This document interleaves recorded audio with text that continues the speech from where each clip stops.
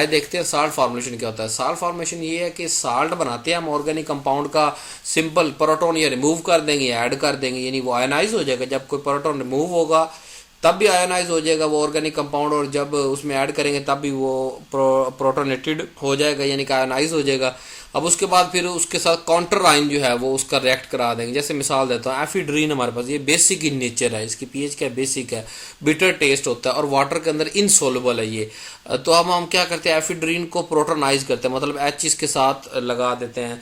अब जब H positive लग गया, चार्ज आ गया आयोनाइज, अब आयोनाइज जो है ड्रग वो तो हमारी बायो अवेलेबल नहीं है, मतलब क्रॉस ही नहीं करती, तो हम काउंटर आयन इसके साथ रिएक्ट करवाएंगे। काउंटर आयन क्या है, एच पॉजिटिव का काउंटर आयन होता है Cl, तो ये क्या फार्मूला बन जाएगा, एफिड्रीन HCl।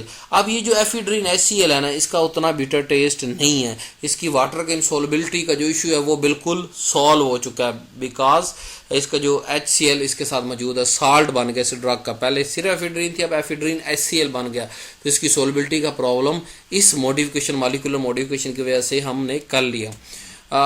तो ऑर्गेनिक साल्ट क्यों बनाते हैं हम, पहले ही वही कि ज़्यादा, जितना ज़्यादा वो वाटर के अंदर सोलबल होगा, यानी कि ये जो साल्ट्स होते हैं ये ज़्यादा वाटर में सोलबल होते हैं। अनआयोनाइज्ड ड्रग, यानी एफिड्रीन लें और एफिड्रीन HCl लें, एफिड्रीन जो है वो अनआयोनाइज्ड मॉलिक्यूल है ना, वो इतना उसका जो है सोलबिलिटी आपको बताया कि डिस्टर्ब करती है, सोलबिलिटी इतनी ज़्यादा नहीं होती। अब जब वो HCl बन गया तो उसको मोर सोलबल होगा, साल्ट और मोर सोलबल।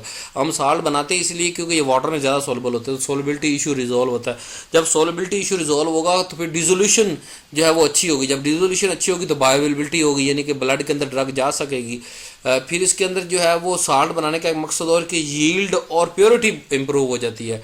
अब साल्ट बनाते बनाते या साल्ट में से कौन सी साल्ट फॉर्म चूज करनी है, हमें कुछ प्रॉब्लम सामने आते हैं। जैसे मिसाल पुअर क्रिस्टलिटी, हमको ऐसा साल्ट बनाता है जिसके क्रिस्टल सही नहीं बनते, various degree of solvation of hydration हो जाती है। अब साल्ट बनाते बनाते उसके साथ हाइड्रेशन हो जाती है, हाइग्रोस्कोपिसिटी उसके अंदर एज ए प्रॉपर्टी आ जाती है और साल्ट फॉर्म के अंदर, और वो काबिल इस्तेमाल नहीं रहता।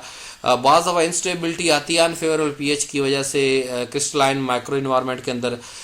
तो ये सारे प्रॉब्लम हमें आ सकते हैं जब हम उस, मतलब जैसे हमने एफिड्रीन के HCl लगा रही है, तो कोई और दूसरे साल्ट बनाएंगे तो इनमें से कोई एक आधा प्रॉब्लम हमें तंग करेगा। तो जो साल्ट फॉर्म की एवेल्यूएशन है वो बड़ी कमाल की होनी चाहिए कि उसमें कोई नया प्रॉब्लम हमें नहीं लेके आना, बल्कि पुराने प्रॉब्लम सोलबिलिटी के, डिसोल्यूशन रेट, बायोअवेलेबिलिटी, उनको सॉल्व करना है हमें।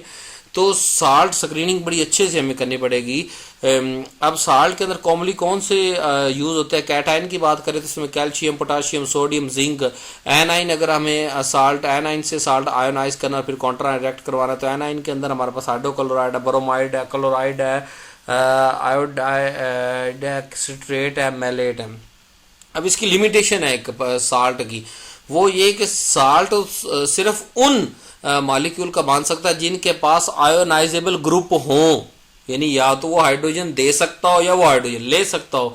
तो जब आयोनाइजेबल ग्रुप मौजूद जिन ऑर्गेनिक कंपाउंड में नहीं होंगे, वहां हम जो है वो ऑर्गेनिक जो है साल्ट नहीं बना सकते, ये उसकी लिमिटेशन है। यानी कि फ्यू चंद एक केमिकल के लिए तो ठीक है जिनके पास आयोनाइजेबल ग्रुप मौजूद हैं, लेकिन हर किसी ऑर्गेनिक कंपाउंड का हम साल्ट नहीं बना सकते। तो उनका क्या करेंगे, उनका हल है प्रोड्रग, और डिफरेंट डिस्काउंट मुख्तलिफ जो है वो मौक़ों के हिसाब से चलता रहता है इसके अंदर।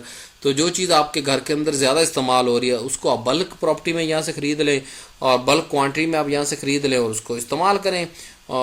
Thank you very much for watching this video. अल्लाह हाफिज़।